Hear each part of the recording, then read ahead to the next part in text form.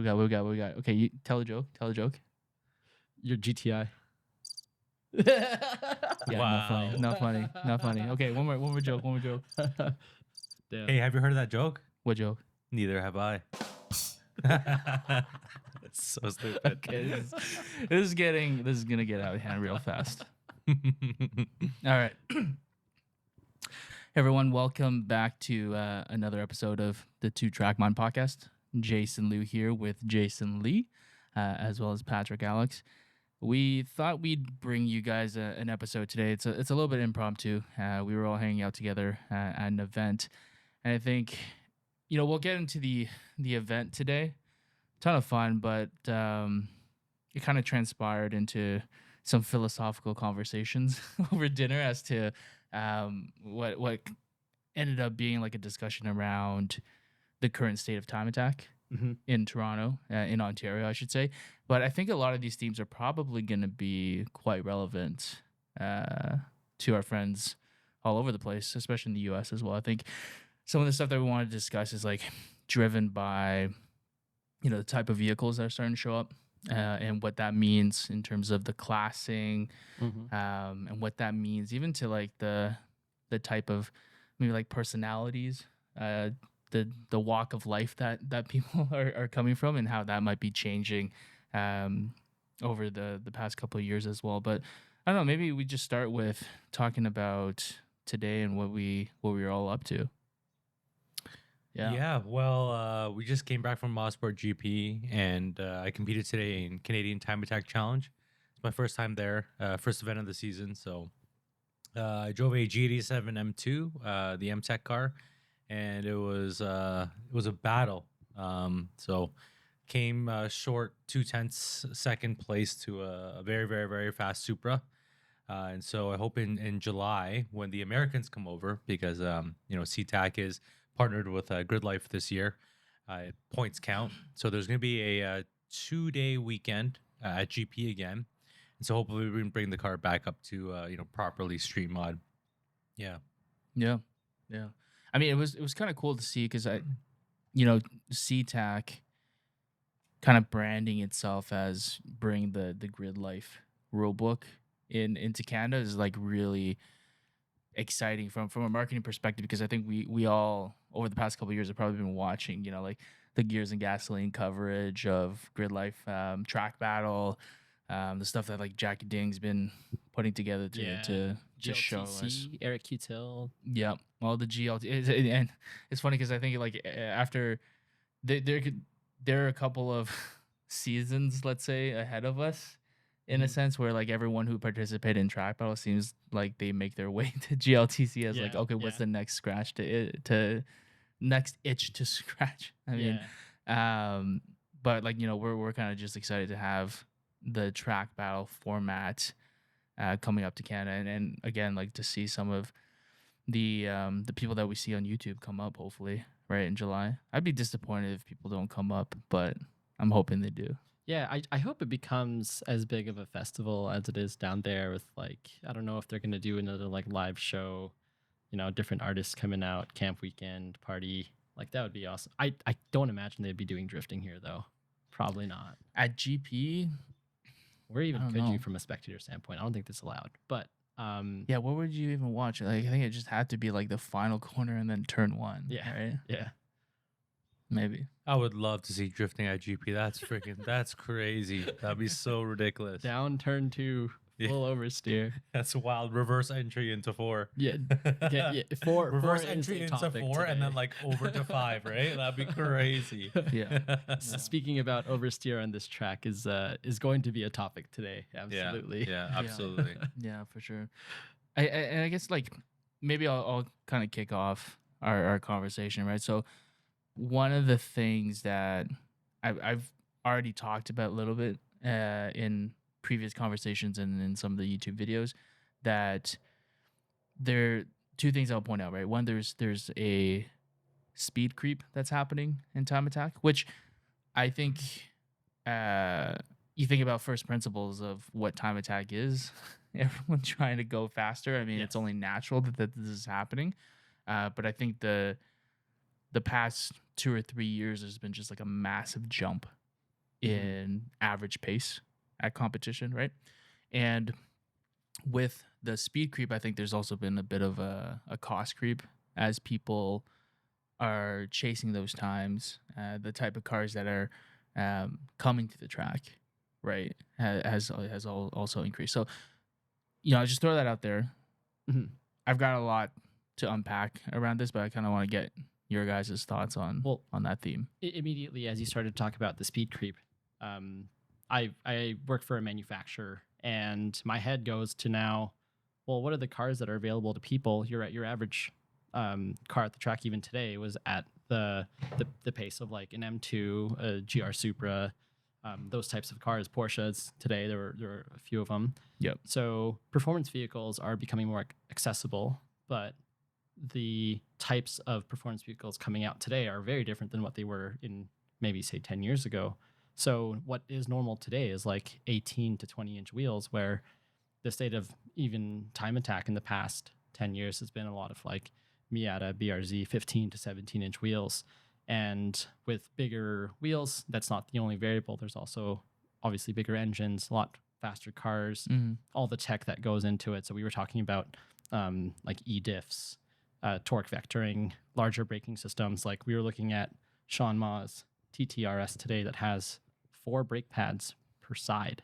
Yeah. So all of these things that even the industry as an automotive is bringing to customers, it's becoming overall more and more expensive. And then when you add in the fact that people just want to be competitive, they're going to go for the more competitive car, which typically comes to be kitted out with a lot more expensive gear. So all these things are just driving us to, the cost of competition becoming so high. Yeah. Yeah, that makes sense. Yeah, just looking at today's results, I'm looking at like the top 10. Like there's a car in the teens, right? There's 2 cars in the 23s, 2 cars in the 24s, and then, 227s, 28s, and then 10 cars that are just below 130 or just above 130. So between like high, 129 to 131. Yeah. That's insane. Yeah. Like just think back, like, I don't know how many years. I haven't been in the scene that long, but I just feel like it's very recent that cars are going this fast, right? Like I did 127 in the GT7. It's on stock suspension, no camber. Like I'm very confident. Put 315s on that car. Give me the front splitter, proper suspension, coilovers. It's gonna do 125. Like it will really do that. And I don't know what cars. Yeah, let's give it Can you even perspective, think right? of that can do 125s, right? Well, the radicals do anywhere between like a 24 to a 22. I think this past Motorsport weekend, I believe some of the NASCARs are doing lap time similar. So these are a lot of plated street cars that are doing these crazy lap times. At 3,800 pounds. Insane. Yep. Do you think like, you're looking at manufacturers like putting out these cars, right? Like I'd have to imagine a lot of it is, what does this car look like on paper, right? And Jay, you've driven some momentum cars, and then you've also driven some of these high horsepowered, a lot of OE electronics, right? So like trimmable traction control from factory, right? E-diffs. Do you find that the driving experience is still there with some of these high horsepower ones? Do you still get the same kind of enjoyment and being in tune and one with the vehicle? I think it's very different. Like they're different driving experiences. They're different experiences altogether. Like I said, and previously, I think all cars have a unique personality, right? And so there is absolutely a lot of joy in carrying a lot of speed in the entry phase of a corner, right? The car, even if it doesn't have much horsepower, it's like how much speed can I carry through a corner? It's a different type of feeling, like that lightweight feeling, like a BRZ or a Miata or something like that, versus like a sledgehammer, like an M2, where you have to manage the front end in the entry phase, and then set up everything for a really good exit, right? Like balancing the car mid corner, and then just having throttle discipline and throttle control to exit corners, right? Like I was like sliding quite a lot today, but it's just about managing that as well. So both of them have their unique challenges, and that's what make both of them enjoyable. right? And I'm not even talking about like, what FF, FR, all-wheel drive, high horsepower, low horsepower, where the engine is, like all of that changes the entire experience. And it's not to say one is better than the other. It's like, what do you enjoy more? And personally, I get the biggest kick from trying to go fast in whatever it is. You know what I'm saying? If it was the Yeah. same thing over and over again, it becomes, it's not as exciting or exhilarating. Yeah. But, you know, driving around maybe like a small problem and trying to work around it. Like, for example, like you driving your GTI, like you're doing crazy times, but no one understands what you're doing sometimes. People are like, oh, you're taking an awkward line through there, or like, why are you missing the apex? Like, why are you missing this apex, right? Yeah. People watch your videos and they comment or they'll say something, but they actually don't understand unless they're actually driving, experiencing, try to work with the car, man and machine together Yep. to achieve a goal, right? Yeah, I think it's interesting you mentioned the differences in experience, because I think the the basic mental model of increasing the speed of a car, increasing the horsepower of the car, is that you just think of it as like a linear increase, or even a directional increase of like, oh, it's faster, so you just got to be sharper on your inputs and be better on timing and have better sensitivity over XYZ uh feedback from the car, right? Mm-hmm. And I don't think that captures it all, right? Like as you said, like it's just a different driving experience. Like the fundamentals are there, and maybe when you actually break down the components, it's marginal differences. But as we know, like with performance driving, everything is all the differences at the margins, right? The tiniest little things that are different is what you're like 110% focused on when you're driving, and everything else is just subconscious, right?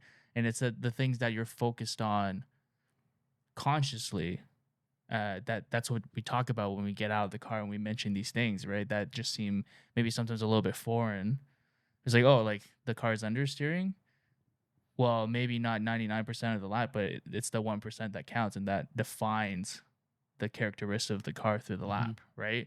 Like I remember when we took the G87 to TMP and I was riding passenger with you, and it was just like, wow, like the squat in this car is insane. I've never felt anything like that. And just to drive around that on corner exits and dealing with it was like bizarre. That's the only thing I could think about the entire lap. And coming out of it was like, yo, this thing is squatting. Like, and I just didn't really remember anything else other than it just being stupid fast. But it's just those tiny little details that define the character of the car because of how impactful they are on, I guess, your confidence in what you know in your mind, right? Like what's the past experiences and therefore my mental model of how to drive this car fast and confidently and consistently, and these sprinkled in nuances just like really mess with your that knowledge base. Yeah. I don't even think it has to be like an old car, new car thing, but it sort of goes that way. When we're talking about all of those like minute, that last percent thing, you can just imagine how much work a torque vectoring system is doing for you that you don't even notice until the car presents itself in a way that becomes really annoying to you. Yeah. So like we were also talking about Luke Lay 13 Motorsports. He's got a different LSD in the car, which you were mentioning was like one of the keys to that being a really successful Gen 2 GR86. So again, what are all of these components, all the new technology that's being added to the car? Like a clutch type LSD is not anything new. So it existed for years. Mm-hmm. But some of the new tech that probably the M2 has, you probably don't notice it doing all the work until it actually presents itself. And then now you're trying to drive around that. So this is not to say like newer cars are less engaging, the computers are doing work for you. That's not the case, because I don't know if the average viewer can drive that car like Jay does. Like you mentioned that was 600 horsepower. That's intense. There's no way a NA Miata has more driver engagement than a 600 horsepower car. Like I don't know. I think I can outdrive a Miata. I definitely couldn't outdrive you in that car, man. Yeah, like you can lay 11s anywhere basically, right? We're on like a 275 tire and it weighs 3,800 pounds, right? So it's a lot of weight. Yeah. And the thing is, like, I will say one thing, come back to the older cars thing. Think about Joban and his E92 M3, right? Like that car is what, an 08, right? If you think about that, that car is old, but when you look at it, it's not old. You know Yeah. what I'm saying? Yeah. So the old stuff can keep up, right? Mm-hmm. It's just about kind of, I don't know, like, making small little modifications here and there. Like he's keeping up with, Jim and his M2C and Sean and the Mhm. TTRS. Like Yeah. that was a crazy battle in Street TT today, right? Yeah. Everyone separated by less than a second. Christian was in there as well in his Wow. Supra, right? So, um, yeah, I mean the new stuff is very different. In the sense that the technology is, like torque vectoring, e-diffs, like, front wheel drive cars, like you can throttle steer a little bit now because it's torque vectoring, right? Yeah. There's so many different things that didn't exist back then, that are helping drivers go faster. That's for sure. But that's not to say the old stuff is slow by any means. Like 3,800 pounds, the J87, I could really only push it for one lap, right? I would overheat the front left tire, within one lap. So that was my biggest complaint today. Yeah. So I had to extract the performance in a very short window of time. Yeah. That's time attack, baby. Yeah. Time attack, one lap. Yeah, I think with these heavier cars, that's just gonna be the norm, right? Like one one lap per session, and then you gotta cool it off, which presents a lot of issues, right? You think about today at SeaTac with managing traffic. Personally, I think a lot of that is because of the fact that a lot of the cars that we're seeing, especially in the fast sessions, they are 1-2 lap max cars. And therefore, within a 20-minute session, if you don't want to come off, you're probably doing a bit of a cool down mid session, Oh. right? You become the to prepare traffic. to you become the traffic, and you're preparing for the next run. So I think this is a new thing for organizers to deal with, right? Of course, like you tell people, like, don't try not to do that, right? Yeah. But I think, everyone's kind of, you're looking out for other guys, but you're also trying to maximize your own opportunities. So I think there's something that needs to be looked at in terms of, if you're in a one lap car, like just come off the track after your hot lap, find some cool down, in the access roads or something like that, because I do think it's going to become more and more of an issue as people are trying to extract that one lap potential. Yeah. Well, conversely, you paid hundreds of dollars to do 7 laps, right? 7 sessions. If you're a 1 lap car, it would suck Yeah. for an organizer to tell you, like, hey, man, you probably should just pull off. Like, it would suck to tell somebody about that. But yeah, that is, on our topic, like the current state of time attack, where so many cars are being built for time attack for 1 lap. Yep. It's difficult to manage. Yep. And I want to touch on, or I guess expand on Jay, what you mentioned around, this is what people have access to now, and this is like the current reality. Part of it obviously is manufacturers building these cars, and I do think it's really, like, in my mind, 2 manufacturers, right? BMW and Porsche, right? That you can get off the factory floor with very little change, minor changes, right? Nothing that, I think, importantly, nothing that really takes away the street ability of the vehicles, right? That's huge. That's huge. Mhm. And they're super fast. So that's one aspect. The other aspect, I think, is technology in terms of telemetry, accessible telemetry, right? With the Garmin, with the AIM, Mhm. people understand how to use it, and so like it's a self-reinforcing learning, like even within a session, right? You can figure out, like, okay, like where can I get faster? Then there's sim racing that's happening. So like GP, that's laser scan. It's on iRacing. It's on Assetto Corsa. They're all very accurate. People can learn and prep beforehand. In fact, like, Six Sigma, the sponsor, was showing like people prepping for the race on their Instagram story just yesterday or 2 days ago. So there's that, and then there's stuff that we like people like us are putting out in terms of track guides Mhm. and sharing our laps. And so I think about the ecosystem that anyone can tap into to improve, and now you have these weapons from the factory that can do it. Yeah. Wow.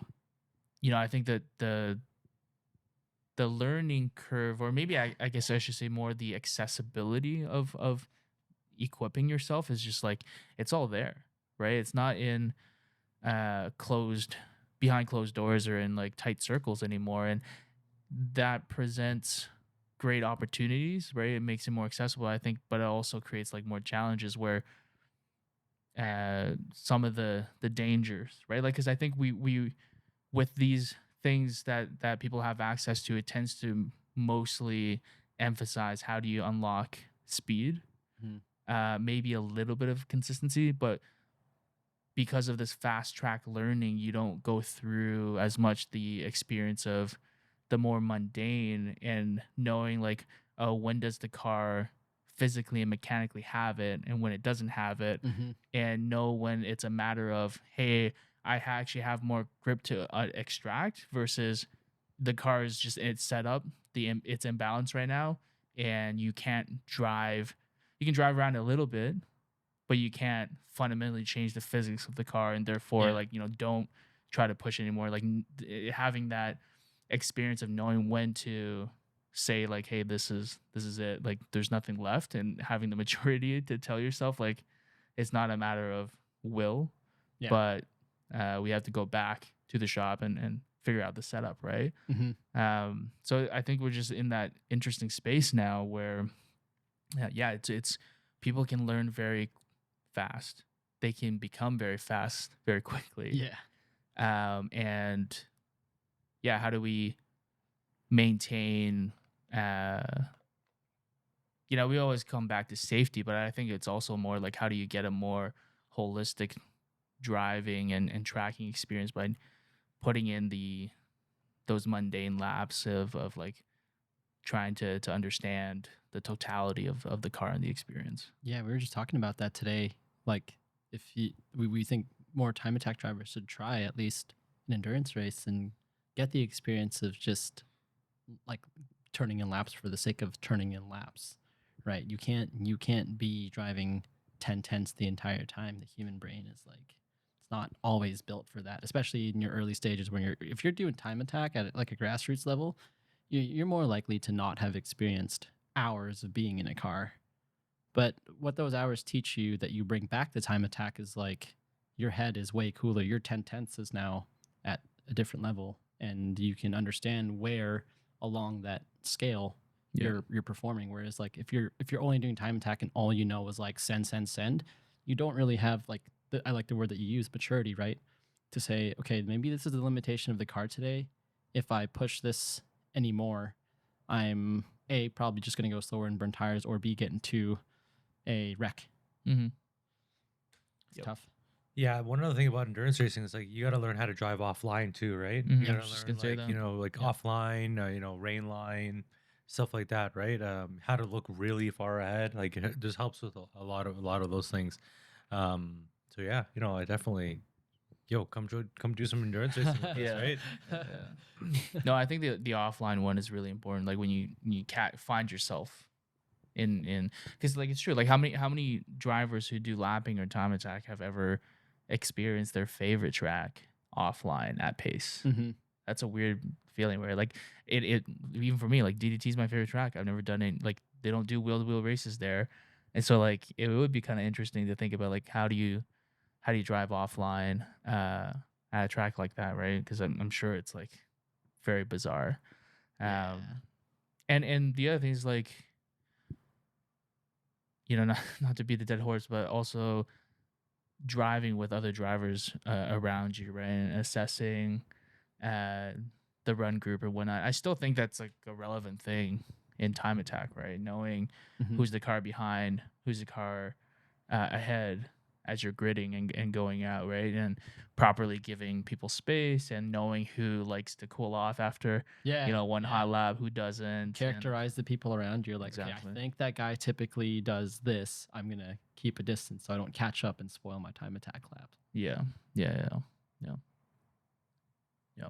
So we talked about cost creep, speed creep, and there in my mind it feels like there's kind of like two big factions of time attackers now, where you have the modern, G87s, F87s, F82s, like F series, G series, Jackie basically. Ding characters. Yeah, you have your Porsches, right? Your 718s, your 911s. Um, and then if you rewind the clock back 5 years, it was a lot more Japanese momentum cars, whether it's front wheel drive or rear wheel drive, right? And if we think about grid life, it's almost perfectly captured by two classes. And I think honestly, like it makes so much sense now because I think that this is why these classes exist, is so that it gives people from the both these groups a place to play. And that's Street GT Mhm. for the fast new cars, factory new, and Club TR Yeah. for kind of like the era where we got Yeah. into time attack and we got into just lapping in general. Competitive motorsports. Yeah, yeah, yeah. I think it's just like really interesting to kind of see that shakeout. And I do wonder like how popular those two classes are compared to the other ones in the States, because I'd imagine they're probably the two biggest ones. Yeah, well, you can also think about what sports cars are available today, both new and used, right? Like the in between cars, like what is really in between an 86 and a Mustang, an 86 or a Miata and like an M4, M3, right? There's not a lot of cars that kind of sit in the middle. And Apparently a GTI is. 'Cause it doesn't qualify for Club TR. I don't know why. yeah, you have just a little bit too much displacement, too much cylinder for them. Yeah. Yeah, that is. I think that it's an interesting divide between the two, and even with regards to like what could be an in between car. Typically, they're turbocharged nowadays, so you can just get like a tune, and it'll slot you into the next class. Mm-hmm. Like the aftermarket, despite sports cars starting to dwindle, Mm-hmm. and like from the manufacturer perspective, the aftermarket support on sports cars, it seems like it's at an all time high. There's so many companies making things for cars for the purposes of going to the racetrack. The sport's never been more popular. I think due to social media, due to people, like shaming other guys who go to the car meet, like, oh, dude, you have a track build, but you don't track it. Okay, so and now all the guys are like, okay, I gotta go track it now because people are putting pressure on me. Like, Yeah. hugely modified landscape from even when I got into cars. Like, I mean, I've been into cars my whole life, but like since I've had access to a car, I've watched this huge shift. Mm-hmm. Mm-hmm. I think we're super blessed in Ontario to have, three really good, Yes. different time attack, I guess, events that Series. have tiers. Yeah, or sorry, what would you say? Series. Series. Yeah. Yeah, series. It's been a long day. Yeah, series. And I think there's something for everyone in Ontario, right? I mean, on I think it's the beginning of time attack was, I think, back to like Japan, right? Yeah. I guess that's my earliest memory of like anything time attack, right? You have these crazy companies out of Japan, legendary, like June and Mines. Who else? HKS. Who does that Um, RX-7 that's always on Togemao? Oh my gosh, it's slipping my head now. Basically scuba lap times, like hot version Mm-hmm. type cars, like they got popularized like early in the 2000s, and now like you're seeing, not now, like for the past few years you've been seeing time attack cars in North America become very similar. Australia become very similar, like giant aerodynamics. It's crazy what they make for a car that's supposed to do one lap, and you don't have the factors of, oh, this component will probably get hit by another car. Yeah. That doesn't exist in time attack. So just put whatever the heck will fit on the car, and then now, as you mentioned, all of us have a place to play, right? So to put it into the viewer's perspective, if you have not followed along with the available series that we have here in Ontario, there are three main ones right now, which are Ontario Time Attack, Canadian Time Attack Challenge, and CSCS. CSCS has existed, and OTA has existed for a while, but over the past couple of years, OTA and more recently CSCS have had to adapt to, I don't know if it's the new types of cars that are coming out or the new types of drivers, whatever the landscape is now. The series are changing the rules, changing the way that they class vehicles and the groupings of cars. Mm-hmm. So yes, there is a place to play for everybody, and the current state of time attack, at least in Ontario, that there is a way to play given whatever budget and whatever level of competitiveness that you want to be. Yeah. Because each series has each series offers something totally different than the next. Yeah. And the difficulty then lies in if you want to participate in more than one with the same car, right? That's the biggest struggle that I think all of us have kind of experienced, right? Especially um, if we all started with OTA, I think, Mhm. right? And you build a car for OTA, it's a painful experience to know that it probably won't be competitive in CSS or CTAC, and vice versa as well, right? Like usually, Mhm. if you build for CTAC or uh, CSCS, where the rules are based more on kind of like a checklist of yes or no things. Like if you have certain items, then it bumps you to a certain class. Whereas like OTA is points based, right? Everything has some sort of value, and so you're always trying to min max Yeah. the lap time to points, right? And so it's I mean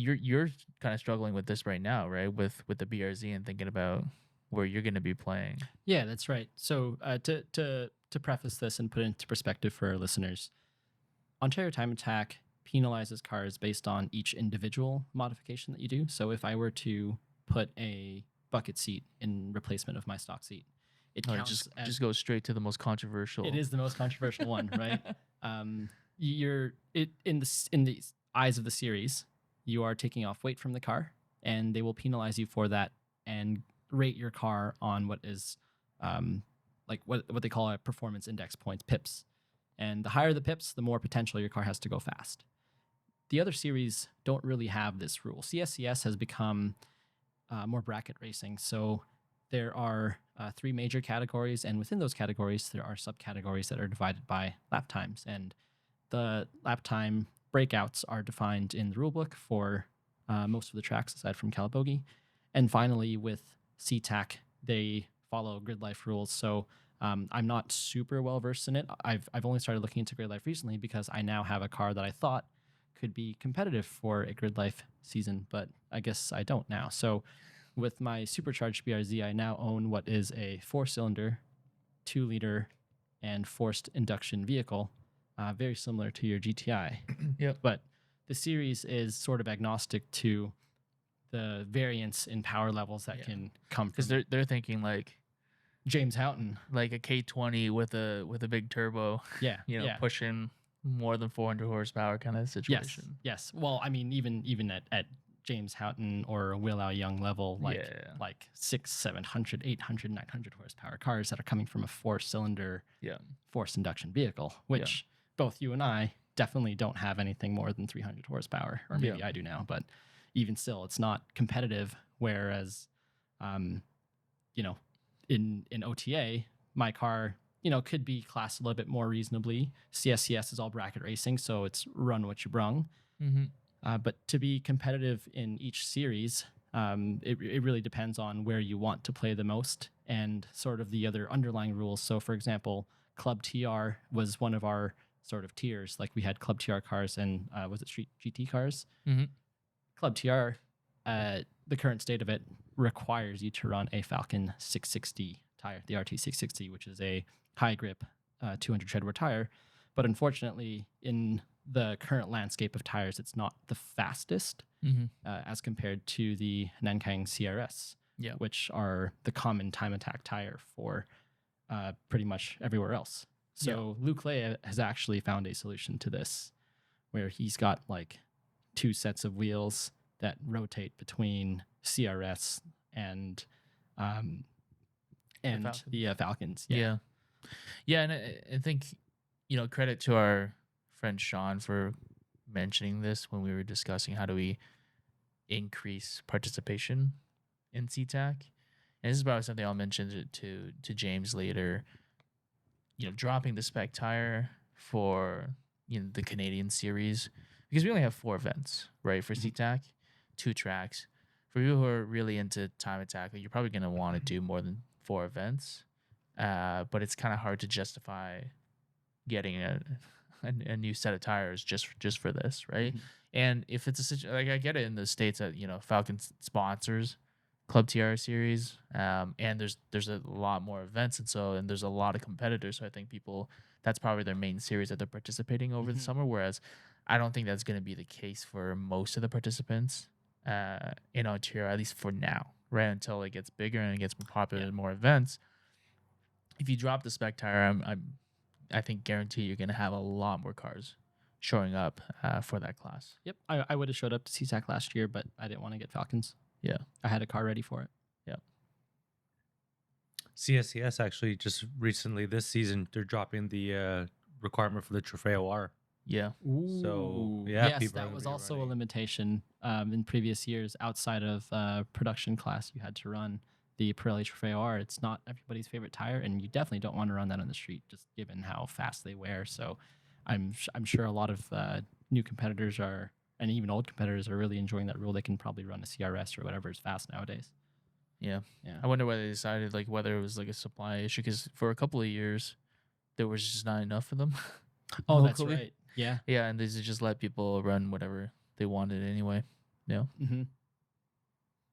So- Yeah, that is interesting. Yeah, I think that sometimes tire rules like there could be some monetary advantage in a series to do that. Yep. But with the current scape of like our time attack series here in Ontario, sometimes classes end up being kind of small. So the impact of those contingency programs are doing more harm than good for the series. So I'm like OTA has had a tire contingency for Toyo, but maybe to Toyo's disapproval, a lot of other manufacturers have come out with much faster tires than what Toyo has had to offer. So nobody runs a contingency program anyway. Yeah. Yeah, that's true. You kind of reminded me that that sponsorship was in place. That's right. Yeah, because I don't think some people over the past couple of years may have. I feel like Ryan Knight may have ran them. Yep. And when he switched to CRS, he went immediately faster. found like 2 seconds. Yeah. So Yeah. yeah, there's some evidence for that right there. Yeah. I just want to be able to run my takeoffs. Like I got takeoffs for my Lucky Dog car, and they're not going to be that competitive. But I still want to play. I still feel like I'll have some fun seeing where I can be relative to the grid, who are probably running a full season of time attack, and it's the only form of racing they do. I just want to see where I can play with them. But Yeah. I've had limitations over the past couple of years that have prevented me from playing at all. So Yeah. I mean, so this is a question I posed to Kevin, right? When we had him on the show and we were talking about OTA and a little bit of some of the topics we were talking about today, right? I think this was in the winter time still, and I was just asking him, well, we're gonna have 3 series in Ontario. Like, what do you think's gonna happen? So, yeah, I'm curious to get your guys' thoughts. Like, where does it go from here? What's gonna happen? It feels like it's maybe I'm being biased and being very like everything revolves around me. But it kind of feels like a bit of an inflection point where like a lot of things could like we may look back at this point in a couple of years and say like, yeah, this was the summer where it started heading in this direction or that direction. yeah. What are your predictions? Predictions for us or predictions No, for just the time attack scene in Toronto and maybe in North America. Ooh. That's tough because there some of the factors that we've already discussed as well as like the type of people and the type of cars. I think the CSCS model of Mhm. like bracket racing, it does allow people to come in with whatever they wanted to build. And from my personal experience, I've seen a lot of people build the car first and then try to fit it into a series. And then like with OTA, you definitely have to take off 99% of the mods that you put on the car that don't do anything for lap time. Yeah. For CTAC, if you just bought the wrong car, you're already not running it. So I think maybe at the levels of like people entering the sport, CSCS could be. We just lost our mood lighting. I know. That's okay. Boo. Okay, go on. The CSCS could invite a lot more competitors, provided that you understand the rule set of staying within a bracket. Yes, that someone's going to be in the comments like, "Oh, dude, bracket racing, people are just going to sandbag." Yeah. Yes and no. Bracket racing is accessible, and that's what that's for. And then if you want to go and build a more competitive car toward a series, okay, maybe there's CTAC available to you. Maybe there's OTA. Or maybe you can just go step up and do some wheel-to-wheel racing. There are options, but I think that like even Lucky Dog for us, like we had a car, we can race in the series, and we just went. We didn't really think about it. Mhm. We had a car that was built, and we wanted to race it. And I think that is the case for a lot of people in the community. Yeah. Hmm. Yeah. I will say that CSCS, even though it is bracket racing, if you build the car within the class, in the highest class, the GT class, if even if there's no breakout. So as long as the car fits within the class, you can go as fast as you possibly can. Like for example, I'm going to be in Super Street class this year. There's no drivetrain differentiation, so all of us are going to play together. And I'm already above the breakout time at DDT, but I will still remain in that class because my car is built in that class. So I'll be in Yeah. the Super Street GT class. And the thing is, like, when I think about Time Attack, all these series have different rules, but you want to build something that is competitive for that series, right? Mhm. And, going back to, I guess, the roots of Time Attack, it's like who can build the craziest, fastest car? I think that's sort of how it started in Japan, right? With Yeah. all these manufacturers trying to best each other at Tsukuba, right? And it was like insane to watch. And I look at the unlimited classes, like CanJam has built the crazy Black Storm, Mhm. right? Oh, I the think STI? the STI, it's crazy, right? And then like you have like other The Saab 93 the is in Saab- Rochester. exactly, Crazy that- car today. today. into the Wow. teens today at GP, into the teens. That is And crazy. he said he still had another 50 horsepower. Crazy. Yeah, that's in terms of insane. boost. That's insane. Or like all these other cars. You look at the states, like you look at companies. Actually, no. We look at a company like Varus Engineering. They're starting to build these really cool things for the Supras, for the BMWs to just make them go even faster. And then they build it to like grid life rules, right? Like Yep. the wing is just Mhm. 1 millimeter at the roof line so that it doesn't break you out of the class, right? Yeah. We have other companies that make like very bespoke things like Zebulon, or you have Spage locally. exactly, Yeah. locally in Waterloo. Spage just build anything custom for you, right? So Mhm. it's crazy where we've gotten. If we're talking about like Time Attack in terms of like how fast can we actually go, Mhm. and then looking at like all the different classes, you have all these options, depending on what your car's like, depending on what your budget's like, but Well- to build it, I guess, to the series itself, right? Yeah. There is a topic that is a little bit related but very sensitive.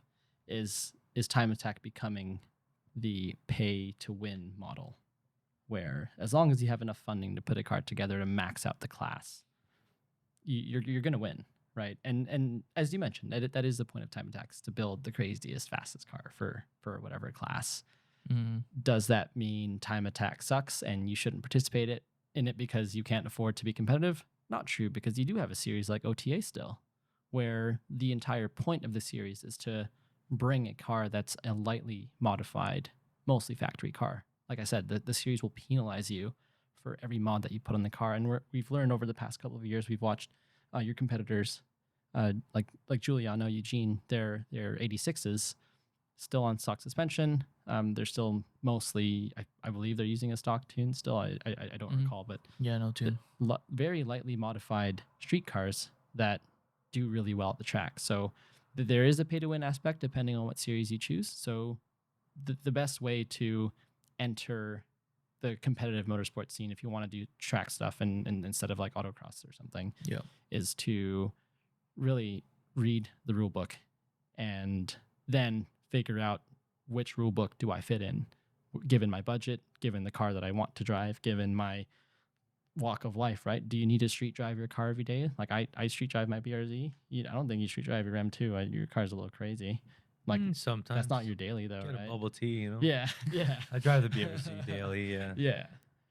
So it depends on who you are, and we were talking about like different walks of life, right? The guys coming into CTAC, I think, are very different than the guys that are coming into Time Attack, and that's again not maybe that is a product of the rule book, forcing certain like types of people, certain types of income into the series. Mhm. Maybe there's some other factors. Maybe I'm oversimplifying this. I don't know. What do you guys think? Yeah, I think with pay to win in the short term, like within a season, I think there's always that opportunity, right? Because people discover these arbitrage opportunities, let's call it. Mhm. But you're always open to someone copying your build for the next season Mm-hmm.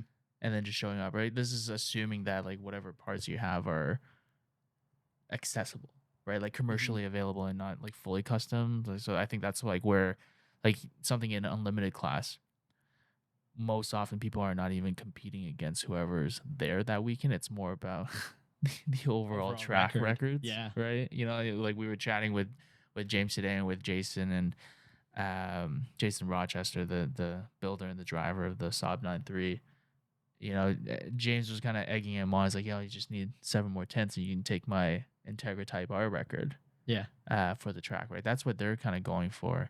Yeah, I think with different levels of disposable income, right, to do this, it just feels that right now, when you look at what are all the cars that are winning the majority of the classes, right? Even in like a production class type, right? It's you'll see things that are like I don't know, like Golf Rs and stuff like that, Mhm. which is not a cheap car either. Z4M and CSTS. Right. Mike has had a great time winning that class. Right, and so I think my main concern is just it's okay for expensive cars to be showing up at the track. That's cool, right? Mhm. Like you know, Yes.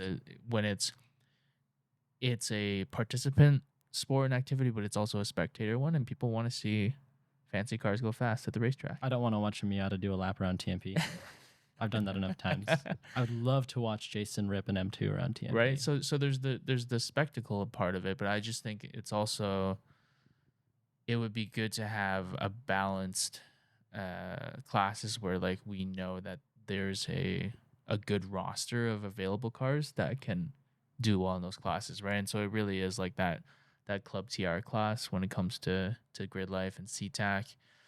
You know, with CSS, I don't know, like yeah, for a while when production was like kind of like a new thing, like people were bringing a whole bunch of different cars and it's kind of cool, and then it settled into like I even remember at one point they were like production was like, oh, like you know, like a Cayman S is a production car or a Cayman R is a production car. That's right, a couple years ago. And then they drew the line on like the GT4, right? It's like, nah, like that's, you know, a factory built kind of like race car turn street car kind of thing, right? So like everyone's always like looking for a way to test the rules, and that's what you should do, right? That's how you, like we talked about this with Kevin a lot with OTAs, like that's how you refine. You need people to find exploits and then you patch them, right? Mhm. And you keep going. I don't know, maybe I'm just sour and biased because I don't have that much money to buy a G87.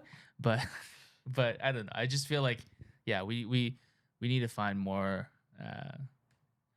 opportunities like in how to have an affordable car be competitive across different series. Well, we're still spoiled though. We are still awfully spoiled. If we think about even our neighboring province, like Quebec has, I think, one time attack series. I think they have track and time, and that's it. Okay. They have a lot of tracks over there. Yeah. They have a lot of awesome tracks over there. Mm-hmm. But we're spoiled here in Ontario. We have so many places to race. So is it about finding the place where a lower budget car can still be competitive? Yeah, that could be OTA. Lower budget can mean just not doing as many modifications. Like to put my BRZ together to what it is now, I probably could have like bought a Camaro SS, Mm-hmm. right? So and that would have been way more competitive in, let's say, Grid Life Rules and CTAC. Yeah. Or CSCS. So actually that would be a good question. So current state, Mhm. lock in the rules of every series. What's the one car you would get to be competitive in everything? GR Supra, Camaro SS, G87 type cars. Yeah. You can play anywhere. G87 would spank all those though. Like, you know what I'm saying? Like you know, like give me one answer. Don't give me, oh, maybe this. No. Like there's to me, there's clear winner. Yeah. Oh yeah, you've driven the SS1 Elite. The G87 is tops that car. The thing is like a simple flash tune. It's 100 wheel horsepower, right? Yeah, OTA. Yeah, but then you would would get wrecked at OTA. Okay, I guess, but or just not claim it. no, you gotta claim it. But no, it would. I think How will they know? I actually think the tune is worth it. No other car is What gonna is- what give you is- 100. You turn up the wheel. boost. It's what, like 10 pips? No, I think so. It's like I don't know. Well, last time I was right about the air dam splitter thing. So here we go. I think it's like 3 for like ECU, 3 for turning up the boost, and 4 for ECU tune or something like that. So 7. So why Okay. wouldn't you do like an APR stage whatever on your GTI? It's not worth it. No, that's not worth it. The five gets you coilovers. You'd Much rather have that coilovers. than 100 horsepower. I can't put that down anywhere. It just doesn't turn. I don't know, man. I just spent hella money just putting 100 horsepower in my BRZ, man. I Well, feel like an idiot. With the BRZ, No, I'm I think you kidding. can use it because you can turn. That's right. Yeah. But yeah, for me, it's like BMW. Yeah. BMW. Yeah. I think the G87 special right now is sauce. like, it's too crazy. It's too crazy, especially if you put coilovers on it, right? Just give it like proper ability to turn. Yeah. I think the second thing I would have thought would probably be the Camaro. I think it would be really good across all Mhm. three as well. Mhm. No, man. Camaro's gonna get spanked in the other two. But like base pips, it should be much lower than the G87. No, on OTA. Yeah. No, but what about the other two? What about SeaTac and what about CSES? Well, the Camaro SS would be It would be street class. It would be Street GT. No. It'd be street GT and street. Okay, let's say it's street GT. You know, Yeah. Chris Paczynski comes. Yeah, he did Runs 29. 315. Oh, okay, yeah, I guess. Yeah. Yeah, he did okay. 29, and Oh, he would be able to get coilovers too. And his car's Yeah. stock. Yo, Wait, can but you don't- imagine? You should not put Chris- coilovers on a SS1 LE, man. It's already pretty good. Hold on. I just want to say one thing. If Chris Paczynski came to SeaTac today, Yeah. he would have been second. crazy. Chris second. He has a stock SS1 LE. 315 square. He might have gone True. a little bit. I mean, the conditions are really good today, temperature wise. So you never know. Yeah. Mhm. You never know. You never know. Chris will just pull it out. That's true. I think he has more driving experience than anybody on the CTAC grid today. Yeah, because he's older than most of them. Ah. We love you, Chris. And then CSCS, he'd be in street class. So Yeah. yeah, you know what? He'd be competitive in all three, actually, if you think about it. Yep. Yeah. Yeah. Yeah, maybe Camaro Supra is a SS, good Chris. base, but the Camaro just has that raw power and Uh-huh. multimatic suspension. Yeah. Oh, well, okay. All right. Oh. All right, so we're all buying Camaros. Next episode. Jay's gonna squeeze another car into his driveway. They gave it to me. I won it. Won it in a contest. Yeah. But you would pick Camaro SS too? I don't think I can live with a Camaro. Yeah, Mm. it's just this. I know performance wise, the car is amazing. The styling is just not for me. I hear you. This is not for me. It's okay. G87. And even the G87, I don't know if it's for me either, styling wise. It's growing on me. Yeah, it's growing on you. Yeah, it's growing on me. You were driving behind me, Jay. That thing is huge. Yeah, it's huge. It's just big. It's huge. Yeah, it's crazy. It doesn't fit on my driveway. It's huge, massive. Especially with the wing. Yeah. Crazy. Do you think there's gonna be like a bit of a pendulum effect or like a reversion to the mean on track cars? It definitely feels right now like we're in like a power phase of things coming out for sports car enthusiasts. I think regulations are pushing manufacturers to stay cool and relevant in where, yes, each manufacturer has to meet some sort of requirement for how much emissions the car produces. Mm-hmm. So more manufacturers are like, GM is a great example of like we put out and I'm not representing GM here. I'm going to get fired if I do that. But Your views are your own. my opinion is that we make so many EVs that most of our lineup now is going toward EVs, but we're staying relevant with cars like the Corvette, cars like the Camaro. So all these manufacturers that put out these really cool cars to get you into the dealership door. Mm-hmm. So at least you can see the Supra beside the Corolla that you're trying to buy, and you're like, oh, they have the same badge, so this car is like kind of cool. So I'm going to buy the Corolla, Mm-hmm. right? So they'll The Halo cars. all of these manufacturers are making these really cool cars right now, and to keep up with the landscape, they have to have high power. We are in a power phase. I think the way that the pendulum would swing back to sort of the lower horsepower routes is if that was the state of sports cars that have been being released. Mm-hmm. And it seems that GR86 and the Miata could be some of the last few of that era, and arguably maybe even the Elantra N. Mm-hmm. Mm-hmm. But what about this like Miata fighter I keep hearing about from Toyota? Huh? I don't know. If they drop it, that would be cool. Yeah. And it gives us another toy to play with. So if somehow enough people buy that and other manufacturers are like, oh yeah, we gotta go make like really cool OG roadsters and like fun cars again that don't have a lot of power to kill you, then maybe that could be the state. Because even with the cost of any kind of sports car, it's becoming more and more expensive. So I think part of why the pendulum is swung toward high power cars is because even if you want to get a low power car like a Miata or like a well sorted BRZ or some sort of like pre built track car, Yep. they're in the cost of much higher horsepower cars already. Yeah. So why would you buy Why It's would hard you to buy a lower justify. horsepower car? Yeah, I feel like every like 8 months I'll price out an ND Miata. I'm just like, It's like 50 grand. Yeah, can't do And that. like 50 grand will nowadays get you GR Supra. It's true. Shop around for like a slightly used one. Mm-hmm. GR Corolla, which arguably is like maybe it's not the highest power figure, but the tech in the all-wheel drive system is something unique. Mm-hmm. Mm-hmm.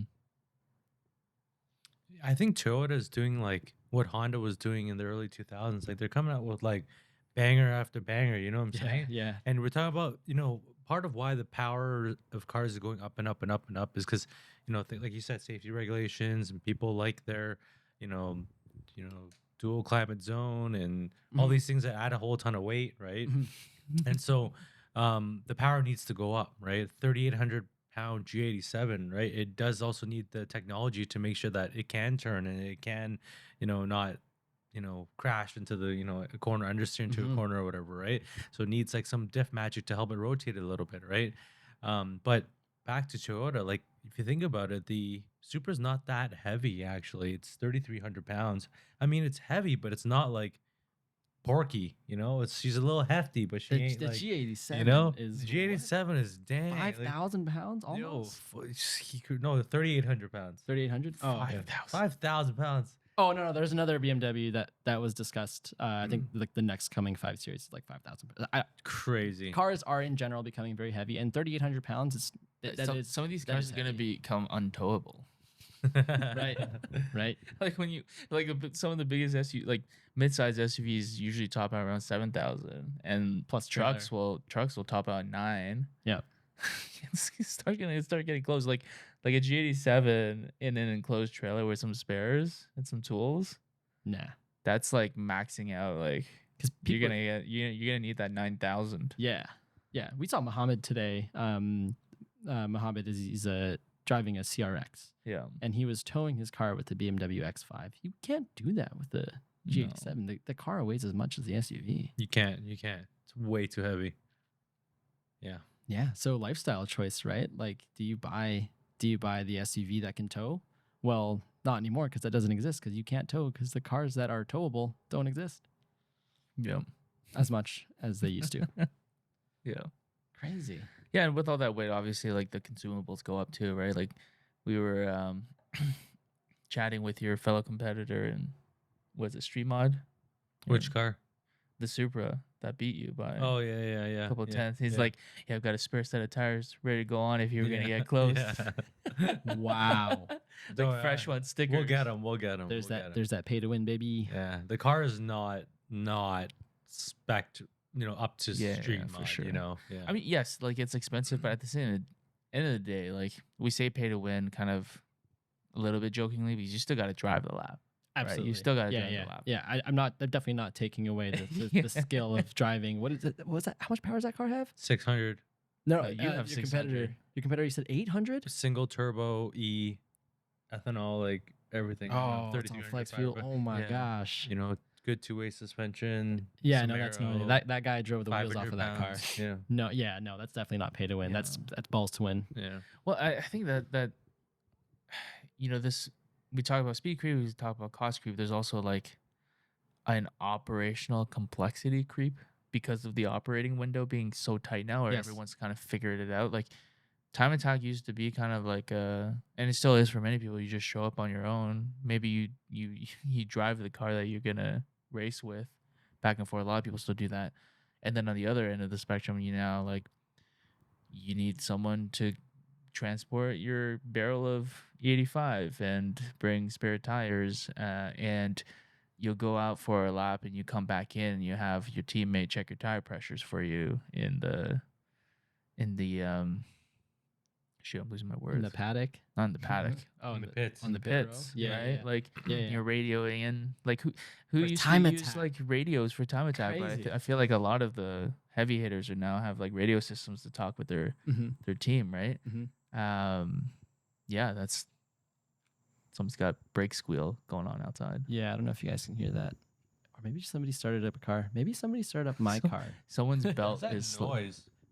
someone's belt. Oh slipping. my god, it's my fridge. It's your fridge. I will be right back. It's making a noise. You want to tune out his mic there? It's gonna. It's okay. We can cut this out after Sure. a quick pause.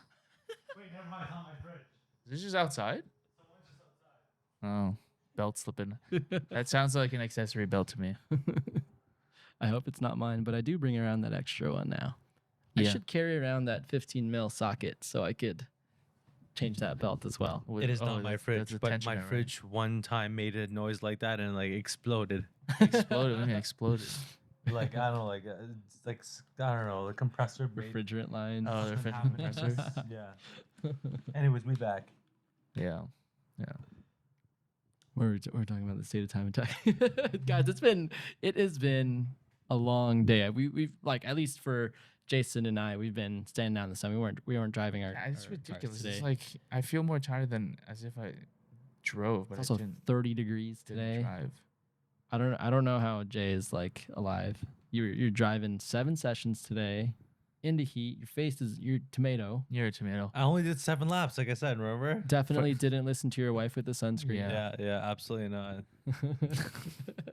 But yeah, man, trying to find 210s. 210s? It's so annoying. Yeah. That is a really good problem to have, dude. 2/10. I know, it's crazy. It was crazy. I But yeah, love like, that level of competition. yeah, it was tight all around. Like, yeah, I'm still buzzing over Street GT, like having like 4 of my friends battle it out. It's crazy. Yeah. Yeah. Yeah, it's not. I mean, it's nice when you know everybody else in the class.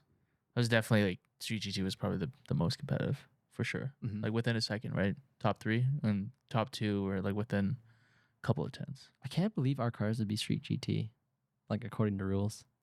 That's nuts. Well, when my cars, like Because my GTI, no, it wouldn't. Well- GTI would be street class, street class. Okay, Yeah. no. Yeah. My BRZ maybe because it's Street GT. non-factory. It's non-factory force induction. That's what changes it. Of a 4-cylinder So it might be street mod, Oh, stream mod. even Yeah. higher. damn. Battling me. Oh my gosh. Yeah, it's crazy. Yeah. Sorry, C-Tech. I can't roll with you. That's what it is.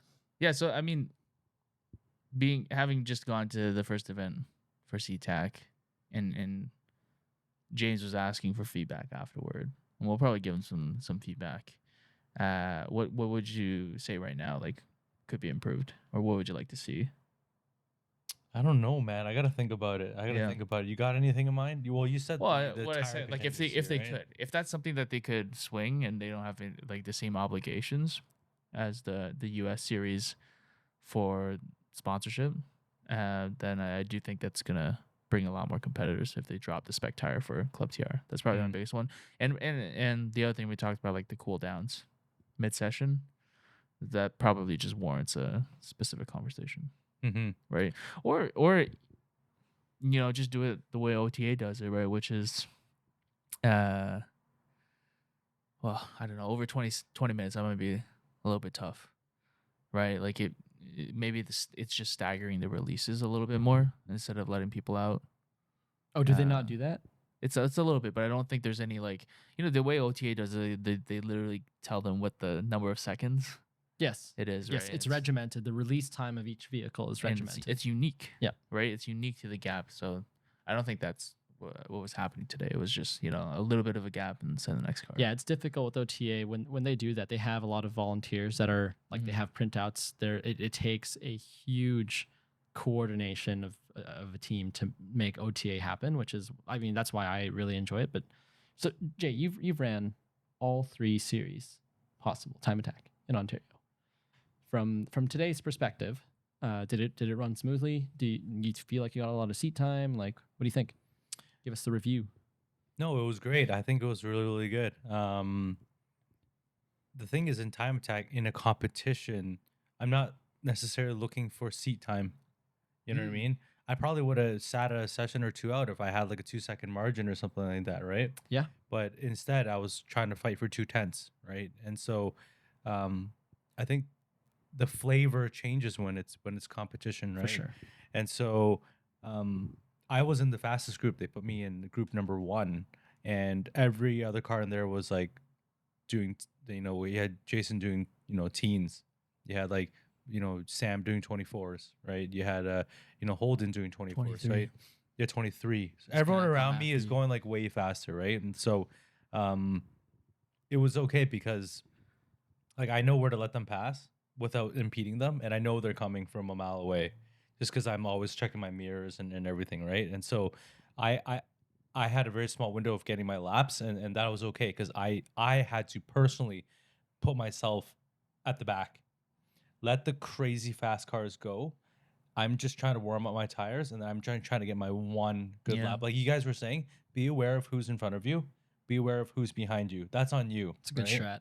And you got to figure that out Yeah. yourself. Right? I'm waiting on the side, waiting for the cars that I know that needs to be ahead of me, Yeah. right? Because I don't want to block anybody's else lap Yeah. either, right?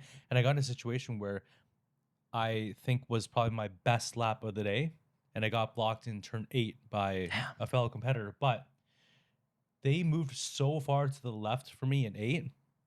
I was I went up to them after like thank you so much for moving out of the way.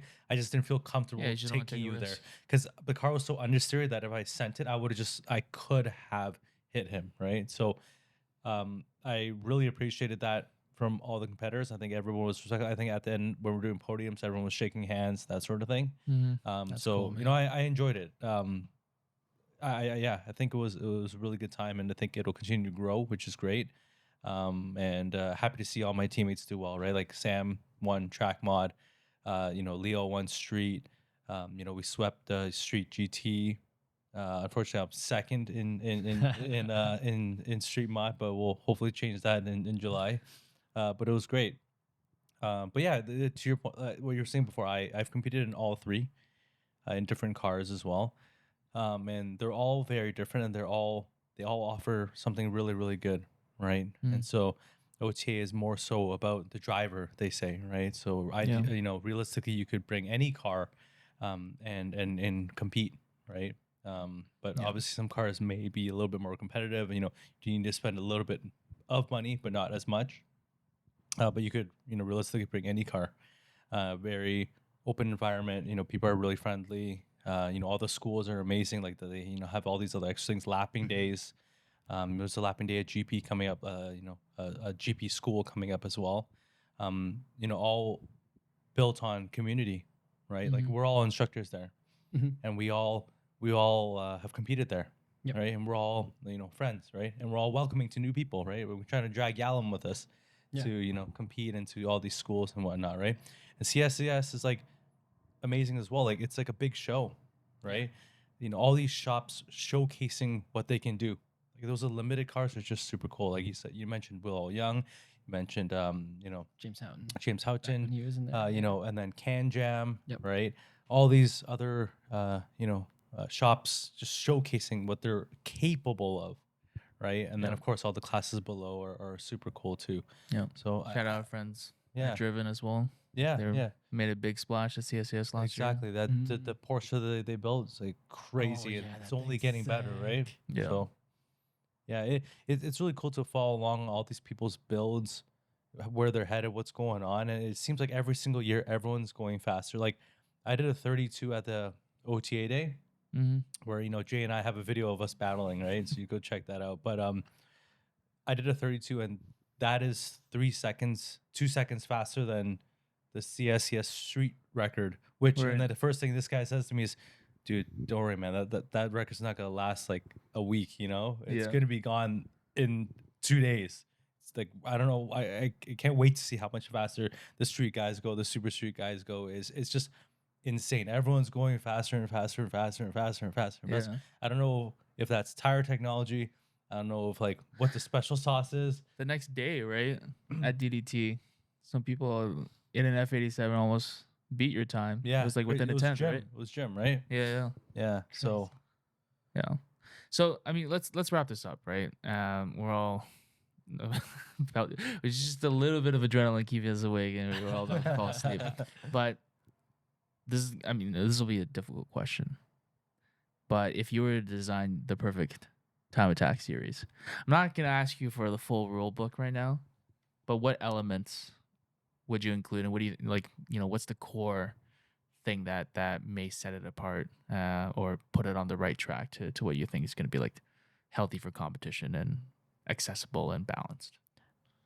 I will take facets from each that I like. Mhm. OTA, my favorite facet of OTA is how every modification is calculated. Mhm. I think the adjustment that I would make is just the scale of how much each mod impacts, like truly impacts the vehicle. I think OTA's rule set was designed back in the early 2000s where like, weight on cars was like a really big factor. Mhm. Nowadays, it's not so much. There's so many other factors. So why is weight such a high impact to your overall score? Mhm. So keep that facet of OTA.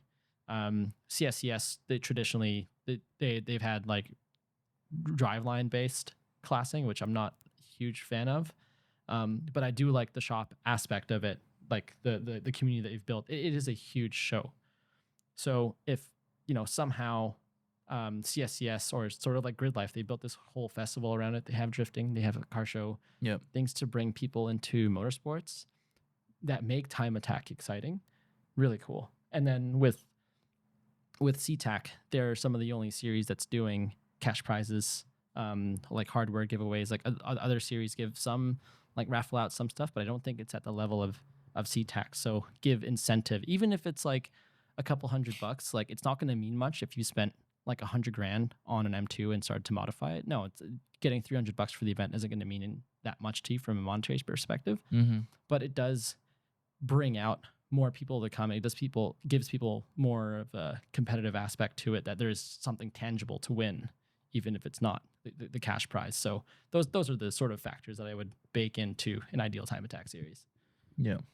Nice. honestly, like I think if there is an option for some sort of spec racing, some sort of spec series, like OTA is very focused on the driver, right? Imagine there was just one car, Mhm.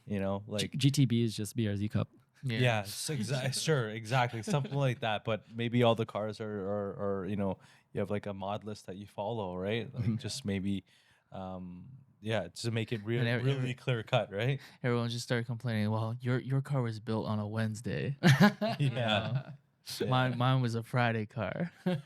Friday at 5 p.m. Just like when you when you show up at karting, right? Everyone's like, yeah, you got the fast car and you got the slow one. Yeah, but also to that point, it's like people don't really understand. I guess you don't know what you don't know. You know what I'm saying? And so like there's different time attack series. So someone who does OTA, who's heavily invested in that, like might not understand CSCS and vice versa as much, right? And what actually goes on, and what are the challenges of each one as well, right? So Yeah. Yeah, that's true. You got to be sensitive to each series, what their intention is, right? Like OTA is never intended to become this huge show, so I don't think they want to present themselves that way. But they each one does have unique problems, so that's why I wanted to preface this earlier with just read each of the rule books. If you want to start competing, if you're thinking about competing, just read each of the rule books and figure out where you would best fit instead of building the car first and then regretting later. Yeah. Mhm. Yeah. And I'll just say that the reason why I go to all three is because I find very enjoyable things out of all of them, Mhm. right? So just OTA just coming with a very stock BRZ and just seeing what I can do and stack up to other people. Yeah. And it's not as I just don't. It's also not as stressful, I find, right? I can just pack a bunch of things to buy BRZ or into a GTI and just not think much and just go out there, have a good time. You're not going to hit traffic. Great community. Everybody knows each other. Everyone's supporting each other. If something breaks, everyone's here to lend a helping hand, right? and there's like experienced people and there's new people. It's just a great community of people that want to help each other out, right, and see each other get better and faster, right. And then CSCS is like no one talks to each other. I right? didn't know that. There's like you no why you're There's a little bit more tension in the yeah, like everyone's yeah, exactly. There's a lot of tension on the grid, and yeah, everyone's like looking at each other's builds, like, oh, is that legal? Is that legal? You trying know to what I peek mean? underneath, you know. Exactly. Oh, what's that guy got under there? You just don't know, right? Because now people, you don't post your mods, right? So you go through a tech inspection. They take a look at it. Oh yeah, okay, it's in this class, and then you just go, right? And then there's Yeah. that adrenaline of all right, this is the finals. You get one warm up, 3 hot, 1 cold. That's it, right? In those, you gotta I find. do right? like that Right? concept. Final Yeah. attack is Yeah, final attack. Oh my god. This You is go it. off, it's over. Like it's it. Yeah. Like, I you like worked all that. day. It's That is crazy. cool. Yeah, yeah, yeah. And then like CTAG's a new thing too. I think it's like, yeah, I think good community, but there's still that shop rivalry and people Yeah. are trying to best each other and go faster. So yeah. mix of everything. No, I think that is actually a pretty interesting distinction where CTAC and CSS for sure is more of like a shop showcase. There's not as many. There are some, but there's just a lot of shops, right? And there's not as many like individual drivers, or at least like some. Even if you're an individual, you probably have some sort of business stake. Like maybe you're in the industry as doing something related with vehicles, right? And trying to showcase your brand. OTA tends to be more like very much individuals. Yes. Skews a little older. Yeah, it's different vibes for sure. Different vibes. I think like if I were to cobble something together, like one thing that I'd be really interested in is leaning more into like very explicit power to weight. So I would think of it as like power to weight is like a major component, and then aero will just have breakpoints. So it's like below 4-inch splitters and below wings within body, below roof line kind of thing, and then beyond that, and then way beyond that, right? Maybe like 3 tiers. And then to enforce it, you just bring this is the impractical part, but you just bring a mobile dyno and just randomly select cars to get dynoed so like it's still like self-reported, but then you always run the risk of getting dinged. Yeah. But You- then I'll just put together the car that has the decent enough power to weight. But Yeah. the things that don't affect power to weight are, the trick stuff like EDIF, torque Yeah. vectoring. Those don't Yeah. weigh anything. Those are computers. Yeah. So But I think if as long as you leave things open enough, so like what I would love to see is people getting like super creative with suspension and with aero, right? To kind of overcome those differences. Mm-hmm.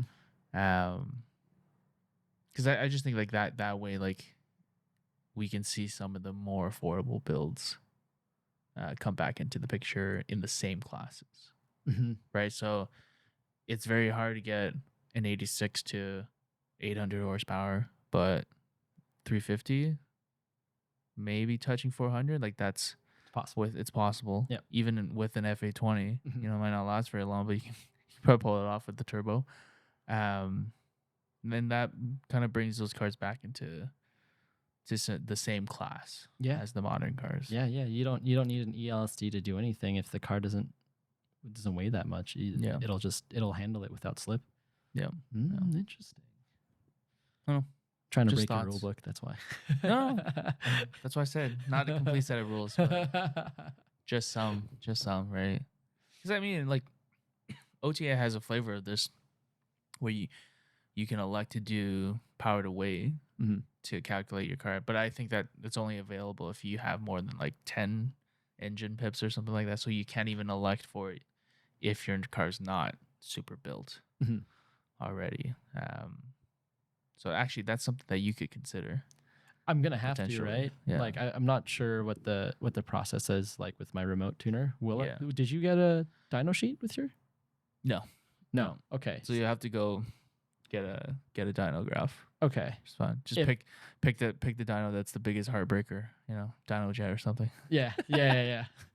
Oh, it only made Recorded 198 lowest power, horsepower. yeah. Go on the hottest day you can.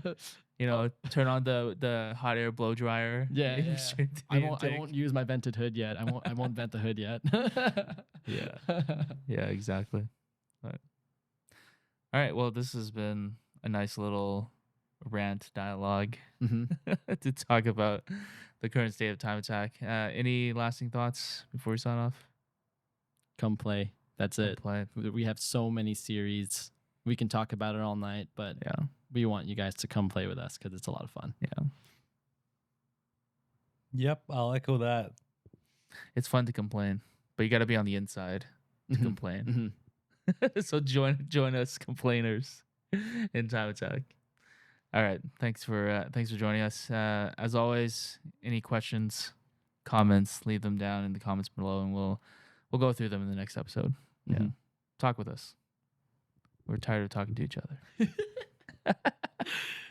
See you guys later. Bye.